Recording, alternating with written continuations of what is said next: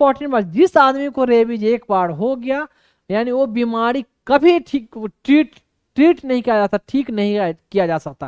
मतलब रेबीज हुआ तो मरना तय है, मतलब अप्रोक्स 100% मरना तय है कि आदमी बचेगा ही नहीं। अब तक ऐसा हुआ है कि सिर्फ लगभग पूरे वर्ल्ड में 20 से 25 ही लोग हुए हैं जिनको रेबीज हुआ हो, और मतलब रेबीज का इन्फेक्शन हुआ और उसके बाद उनको बचाया गया। अदरवाइज मैक्सिमम जितने हैं रेबीज हुआ तो वो कितना भी हम लोग डॉक्टर होकर कितना भी कोशिश कर ले, कोई भी हॉस्पिटल बच नहीं पाता है। तो ईश्वर का ही कभी कृपा रहा है कि मात्र ऐसा नहीं आता है कि 20-25 केस के अप्रॉक्स ही हैं जो शुरू से लेकर आज तक वो सरवाइव कर पाए हैं, अदरवाइज नहीं। तो रेबीज इतना खतरनाक बीमारी है, रेबीज हो जाए तो बच नहीं सकते। तो इसका उपाय यही है कि अगर उसका कोई इलाज नहीं है तो आप रेबीज होने से पहले से ही बचे, उसका बचने का उपाय करें, क्योंकि हुआ तो इसका मतलब जाना है। अब दिखाया गया कि अब तक पूरे वर्ल्ड में, संसार में 59,000 लोग एनुअली जो है डेथ करते हैं, मतलब लगभग 60,000 59,000 के आसपास एनुअली साल, मतलब एक साल में डेथ करते हैं यहाँ, अभी ये दिखाया गया। एंड ज़्यादातर केसेस कहाँ देखे गए हैं, एशिया और अफ्रीका में, क्योंकि हमारे यहाँ हेल्थ सिस्टम उतना डेवलप नहीं है, उतना हेल्थ इंफ्रास्ट्रक्चर पर पैसे खर्च नहीं होते, मेडिसिन पे वैक्सीन पे उतने खर्च नहीं होते, लोग एजुकेटेड नहीं है, अवेयरनेस नहीं है, गरीबी ज़्यादा है। तो रेबीज के केसेस क्योंकि कुत्ते ने काट लिया, लोगों को पता नहीं है, अगर पता है तो वैक्सीन अवेलेबल नहीं है, अवेलेबल नहीं है तो उनको रेबीज होता है, रेबीज होता है तो बेचारे मर जाते हैं। तो ये रीजन है। अब ये दिखाया गया कि 2005 से कुछ डेटा है, 2005 से थोड़ा बड़ा कर दूं अगर क्लियर नहीं हो तो, कि पहले शुरू में 2005 में रेबीज के केसेस ज़्यादा थे। हमारे गवर्नमेंट ने, हम लोगों ने, सबने इनिशिएटिव लेकर अवेयरनेस फैलाकर वैक्सीन अवेलेबल करवाकर धीरे धीरे देख रहे हैं ग्राफ कमते जा रहे हैं, और रेबीज के केसेस हमने काफ़ी कम कर लिए हैं। यानी दिन पर दिन हम रेबीज के केसेस कम कर रहे हैं वैक्सीन लगा कर, और ये ग्राफ है ऊपर से बढ़ता हुआ, यहाँ 2005 से लेकर 2019 तक का है, देख सकते हो। सिर्फ याद करने की कोई जरूरत नहीं है कि ये सिर्फ जानने के लिए कि गवर्नमेंट के इतनी ज़्यादा इनिशिएटिव से हमने इस पर वैक्सीन पर खर्च किया, वैक्सीन क्वालिटी, वैक्सीन की क्वालिटी बढ़ी, अच्छा वैक्सीन प्रोड्यूस होने लगा, साइंस हमारा डेवलप किया, हमने उस पर वर्क किया, और जिसके कारण हम बहुत लोगों को बचाने में बचाने मतलब रेबीज होने से रोकने में सफल रहे हैं, सक्सेस रहे हैं। है थोड़ा सा जो मैंने बोला कि हर स्टेट के बारे में आपको पता रहना चाहिए, आप देख सकते हो ये थोड़ा उससे ज़्यादा है, बाउंड्री वाउंड्री क्लियर मेंशन है। तो आपकी नॉलेज की बात है, नॉलेज जानो तो बहुत गुड, बहुत अच्छी बात है। और आजकल धीरे धीरे इंटरनेट का जमाना होता जा रहा है, तो सब लोगों को पता चल जा रहा है कि कौन स्टेट कहाँ है। पहले तो बहुत लोगों को पता भी नहीं होता था कि पुडुचेरी कहाँ है और मणिपुर कहाँ है, नागालैंड कहाँ है।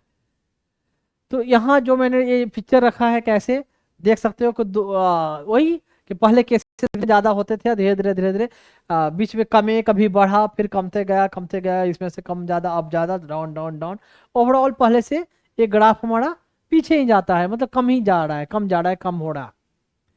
क्लियर सी है, क्लियर बात है। ये सब जो डेटा जो कलेक्ट किया गया है ना, तो हमारे कंट्री में जैसे एनसीडीसी होता है, तो उनका काम है। तो वैसे अमेरिका में एक बहुत बड़ा इसके लिए सेंटर है, CDC, यहाँ उसका हेड क्वार्टर ऐसे है, centre for disease control and prevention. तो उनका उसका अवेयरनेस, कुत्ते का अवेयरनेस, वैक्सीन प्रोडक्शन अवेलेबल करवाना, ये उनका अमेरिका के लिए हो गया। अब अमेरिका वाले ने अपना ऐसा सेंटर बनाया तो हम कम क्यों रहे भाई। तो हमने भी क्या किया, हमने भी एक सेंटर ऐसा हमारे कंट्री में ऐसा इस्टेब्लिश किया जिसका नाम एनसीडीसी है। ये है इसका हेड क्वार्टर दिल्ली में सिविल लाइन मेट्रो के पास है ये। तो इसको मैं थोड़ा बड़ा कर देता हूँ। एनसीडीसी यूएसए का था, क्या था, CDC, एंड हमारा है NCDC, national centre disease control and prevention होता है, कहीं नाम है, प्रिवेंशन नहीं है, मिनिस्ट्री ऑफ हेल्थ के अंदर आता है, और ये कहाँ, दिल्ली में है। इसका ये आगे का बिल्डिंग ऑलरेडी मैं यहाँ जा चुका हूँ, कभी कुछ कॉन्फ्रेंस, कुछ ना कुछ ऐसा मीटिंग वेटिंग कुछ रहा हुआ था, तो मैं बहुत पहले जा चुका था यहाँ। क्लियर। कहा गया क्या कि आदमी को तो रेबीज होता है, आदमी के साथ साथ हमारे जो जानवर जो हैं, जो हमें दूध पैदा प्रोवाइड करवा रहे हैं, उसके अलावा हमारे बोझ ढोने के काम में आते हैं, उनको भी है। जो अगर जानवर कुत्ता काट ले, मतलब रेबीज वाला कुत्ता काट ले या कोई जंगली जानवर काट ले जिसको रेबीज है, तो उससे भी रेबीज हमारे जानवरों को भी रेबीज हो जाता है। तो ये डेटा दिखा गया है क्या कि पहले जो है 2016 में, 17 में, 18 में, कि जो जानवरों को हमारे, और जानवरों में रेबीज का क्या परसेंटेज रहा है, वो तो आदमी का था और ये जानवर का है था, कि इसमें देखा गया कि इतना जानवर को हुआ था, इसमें इतना, इतना इस ईयर में इतना। यहाँ देख सकते हो आप एक जानवर जो दिखा, ये कौन सा जानवर है, ये कैनीन में पार्टिकुलरली आता है। मतलब कैनीन, कैनीन किसको बोलते हैं, जिसको कैनाइन टीथ होता है, जो मांस को फाड़ कर खाता हो, जैसे कुत्ता, बिल्ली, शेर, बाघ, जैकल, भेड़िया, लोमड़ी, सब कैनीन, कैनाइन बोलते हैं, या कैनीन या कैनाइन बोलते हैं, उसकी कैटेगरी से बिलोंग करते हैं। तो ये सब जानवरों को रेबीज होता है, खासकर ज़्यादा वल्नरेबल है, इनको होने का ज़्यादा चांस रहता है। ये लोमड़ी है, और ये क्या है, ये भेड़ियार है, सियार। रात को क्या बोलता है, वो जैकल। ये कैप्री जो यहाँ रखा था, एक तरह से कैप्रिकॉर्न, यहाँ कैप्रिन, तो एक टाइप का बकरी, हिरन जैसा यहाँ स्पेसिस दिखता है। तो ये सब कहाँ पाए जाते हैं, पहाड़ वहाड़ पर हमारे, तो वहाँ दिखता है। जब बच्चे इसको देखते हैं, अगर पहली बार से वैष्णो देवी कोई गया, ऐसा दिखता है, तो लोग तो सोचते हैं कि बकरी है या हिरन है, ना हिरन जैसा दिखता है ना बकरी जैसा दिखता है, बीच बीच का दिख रहा हो। तो ऐसे ऐसे जानवर होते हैं यहाँ। इसका एक बच्चा भी यहाँ दिख रहा होगा बगल में फोटो में, यहाँ। मात्र 54 केसेस हुए हैं रेबीज को, और 2025 में, मतलब अभी तो चल रहा है, अब तक में मात्र 1 केसेस ऐसे बताया गया है। बहुत ही डेटा जो भी दिया गया है ना, ये IDSP, integrated disease surveillance program, IDSP के द्वारा, ये डेटा गलत दिया हुआ है। क्योंकि मैं जानता हूँ कि केसेस 54 जो दिए गए ना 2024 में, बहुत कम बताया गया है, बहुत कम। और जब अदर दूसरे तरीके से अगर इन्वेस्टिगेट किया गया है, जैसे दूसरे एजेंसी ने इन्वेस्टिगेट किया है, तो वो डेटा देते हैं कि नहीं नहीं 54 नहीं, ये 5726 लोग रेबीज से अफेक्टेड हुए हैं। और रेबीज से अफेक्टेड हुए तो रेबीज अफेक्टेड हुए तो मतलब रेबीज से मरे हैं। इनका ऐसे एस्टिमेट किया गया कि इतना। और गवर्नमेंट की जो डेटा होती है, गवर्नमेंट की डेटा तो आपको पता है कि हमेशा कम करके दिखाते हैं। मतलब दूसरे आम इंसान भी झूठ बोलते हैं, पॉलिटिशियन भी झूठ बोलते हैं, और सरकार की जो डेटा है वो भी झूठ बोलती है, बिल्कुल उसमें भी सच्चाई नहीं रहता। ऐसे देखा होगा ना कि ट्रेन एक्सीडेंट होता है, या दंगे कहीं होते हैं, या कुछ भी हुआ, लड़ाई झगड़े हुए हैं, तो या बम ब्लास्ट हुआ, तो मरते हैं 4000 5000, और टीवी में कितना दिखाता है, 200-300 मरे हैं, 400 मरे हैं। ऐसा होता है, आपको सबको पता है, इसमें तो कोई कोई झूठ बात, मतलब मैं कोई गलत बोल रहा हूँ क्या, आप खुद बताओ। ये वर्ल्ड लेवल पर दिखाया गया है कि सिर्फ कुछ कुछ ऐसे जानवर हैं जिसे जो हमारे यहाँ नहीं है, जिसे यूएसए में स्कंक करके जानवर होता है, स्कंक, इसको स्कंक बोलते हैं, ग्रे फॉक्स, कोएटी, मोनगुज तो जानते हो, राकून। तो ये सब यहाँ या कुछ दिखाया गया कि जिनके जिनके काटने से ये रेबीज होता है। तो अलग अलग कंट्री में कुछ कुछ डिफरेंट डिफरेंट टाइप के जंगली जानवर हैं जो कुछ हमारे जगह नहीं पाए जाते हैं। तो उसके हिसाब से दिया गया है, ये वर्ल्ड का डायग्राम दिखाया गया, विश्व का। अब वर्ल्ड का जो डायग्राम दिखाया, तो मैंने सारे कंट्री के बारे में दिखा दिया, क्योंकि इसमें जो कंट्री का नाम ये मेंशन नहीं है, तो सिर्फ ऐसे लाल पीला आपको दिखेगा, कहे पता नहीं चलेगा कौन कौन सा कंट्री है। मैं इसमें नाम नहीं लूंगा। हमारे सिविल सर्विस के जो बच्चे हैं, जो तैयारी कर रहे हैं, जिनको मैंने पढ़ाया या जिनको मैं पढ़ाता हूँ, तो उनको ऑलरेडी मैं ये सब चीज़ बहुत बार, कई बार बता चुका हूँ, कंट्री के बारे में दिखा चुका हूँ, वो पहले भी मैंने पढ़ाया। तो और अभी देखो यहाँ ऐसे आम लोगों को समझने के लिए कम से कम थोड़ा बहुत, हाँ भाई, किधर अमेरिका किधर, अफ्रीका किधर, एशिया, एशिया में कौन, यूरोप में कहाँ, यूके, यूके किधर होता है, आयरलैंड कहाँ होता है, नीदरलैंड कहाँ होता है, जो भी है ये सब एटलीस्ट आपको जानने की जरूरत है। मैं थोड़ा जूम कर देता हूँ, आपको दिखाई दे, रुक कर देख सकते हो। ये इसको यूरोप कहा गया है, और ये नीचे अफ्रीका, एशिया, और अमेरिका। अमेरिका में north America, south America. Generally America किसको लोग समझते हैं, अमेरिका समझते हैं किसको, यूएसए, यूनाइटेड स्टेट को ही कहा गया नॉर्थ अमेरिका, इसको कहा गया है साउथ अमेरिका। कितने लोगों को ये बात तो पता भी नहीं होगा कि ये नॉर्थ अमेरिका कहलाता है। अमेरिका कहने का मतलब एक ही नाम आता है, जिसको यूएसए। नॉर्थ अमेरिका में देखो कनाडा और US, United state of America, ये नॉर्थ अमेरिका का पार्ट है। जानो तो ठीक है, नहीं जानो तो भी ठीक है।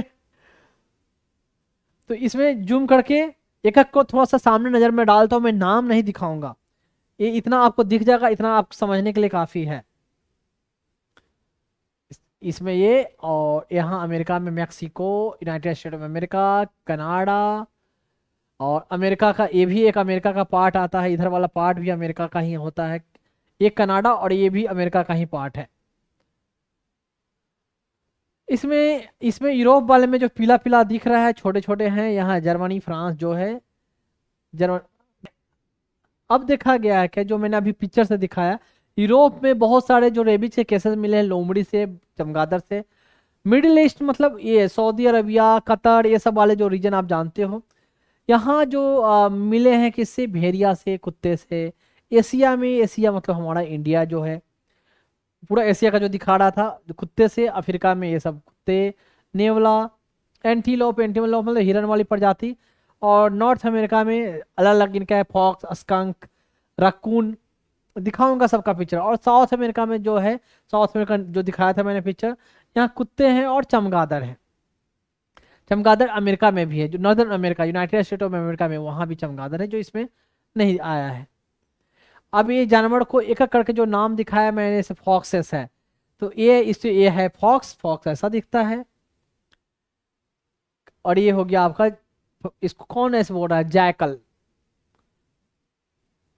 और ये देख रहे हो मिडिल ईस्ट में जो दिखाया था, देखो ये मिडिल ईस्ट में हमारे जैसे ही कुत्ते हैं, इंसान का मिडिल ईस्ट में जो होता है लगभग अपेयरेंस हमारे जैसा होता है, थोड़ा सा वो हमसे ज्यादा फेयर होते हैं इंडियन के कंपेयर में।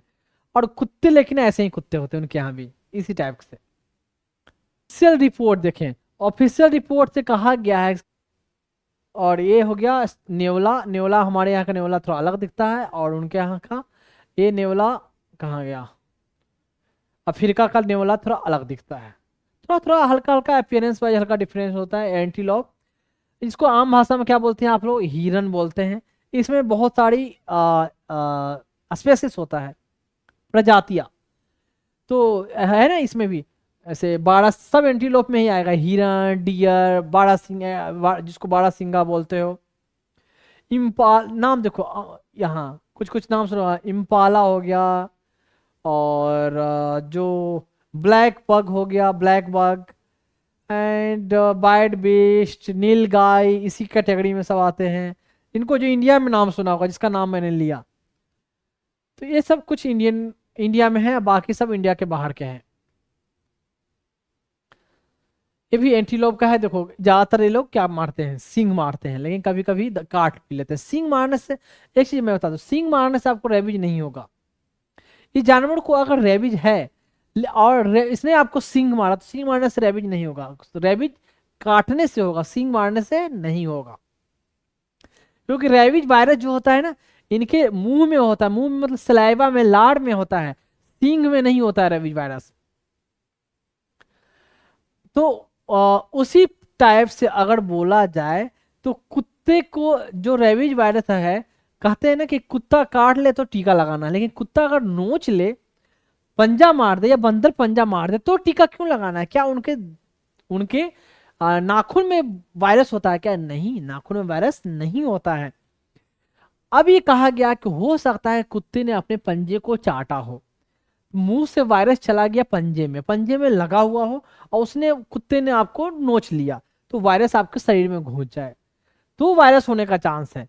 अदरवाइज उनके नाखून में ऐसे वायरस नहीं होता है कि नाखून काटने से, जैसे कैसे एक सांप का दांत काटने से दांत से जहर निकलता है, पॉइजन निकलता है, ऐसे चाहे बिच्छू डंक मारे, डंक से पॉइजन निकलता है, वैसे ही कुत्ते के पंजा मारने से, नाखून मारने से, उससे पॉइजन नहीं निकलता है, मतलब उससे रेबीज वायरस नहीं निकलता है। क्लियर है? लेकिन कुत्ते ने चाटा हो अपने पंजे को और उसने आपको मार दिया पंजा, तो आपको वायरस, रेबीज होने का चांस बनता है। वैसे ही नाखून वाले में, सिंग वाले में, हॉर्न वाले में आपको रेबीज होने का चांस नहीं है। अब ये सब जो बताया था किसका, ये यूएसए का। यूएसए में मैंने अभी बताया था यहाँ कि जो अस्कंक बताया, रकुन बताया, तो ये अस्कंक है। वहां लोग, जैसे कि हम लोग यहाँ कैसे खरगोश पालते हैं, या बिलायती चूहा जो पालते हैं, देखा होगा ना, खरगोश और बिलायती चूहा, तो ऐसे लोग वहाँ पालते हैं। देख रहे हो ये कैसे लगा कर रखा है जैसे कुत्ते को पाला जाता है। वो हो गया स्कंक, ये हो गया स्कंक, उसमें ऐसे दिखता है। और ये रकून, वहाँ लोग वहाँ का जानवर एक है, कॉमन जानवर है जो जिसकी वजह से रेबीज होता है। ये बैट चमगादड़ में भी आता है, इंसेक्टिवोरा, जो कीड़ा मकोड़ा खाने वाला, और उसमें भी एक अलग जा प्रजाति है वंपायर बैट। तो इनकी वजह से कहाँ, ब्राजील वाले इलाके में काफी ज्यादा रेबीज के केसेस देखे गए हैं। वो ऐसे वर्ल्ड का मैप दिखाया, वो वर्ल्ड के मैप में अगर आप देखना चाहो तो कहाँ कहाँ, जो पहले भी दिखाया, किन जानवरों को काटने से कहाँ कहाँ रेबीज ज्यादा होते हैं। तो ये थोड़ा बड़ा करके दिखा सकता हूँ, इससे ज्यादा बड़ा नहीं करूंगा। और नीचे एनिमल का फोटो पिक्चर भी रखा हुआ है, और नीचे यहाँ क्या छोटे छोटे करके दिखाया गया है कि कौन जानवर है। जैसे नॉर्मल जानवर, कुत्ता, जैकल, भेड़िया, आर्कटिक फॉक्स, आर्कटिक ऊपर होता है, अंटार्कटिका नीचे होता है। और red fox, fox, raccoon, raccoon dog, ऐसे ऐसे नाम है। स्कंक, मोनगो, नेवला, फ्रूट बैट, चमगादड़ जो फल खाते हैं इनसे, और कीड़ा खाने वाले चमगादड़। तो ये सब काटने से वर्ल्ड में रेबीज हो रहे हैं पूरे, मतलब विश्व में। एक और इमेज रखा हुआ है, आप देख लो, ज्यादा इसमें जाने की जरूरत नहीं है, नहीं जान समझ गए ठीक है, इतना तक ही। और खासकर देखो कि जो रेड किया हुआ है ना, रेड में मतलब ज्यादातर कुत्ते से ज्यादा होने के, ज्यादा रेबीज के केसेस यहाँ हमारे इंडिया वाले रीजन हो गया, अफ्रीका वाले रीजन में ज्यादातर देखा गया है। ये शायद कहीं ना कहीं से आई थिंक हैरिसन बुक होता है, वहाँ कहीं वहीं का इमेज है। वहाँ दिखाया गया था कि कहाँ कुत्ते के थे, कहाँ बिल्ली से, कहाँ लोम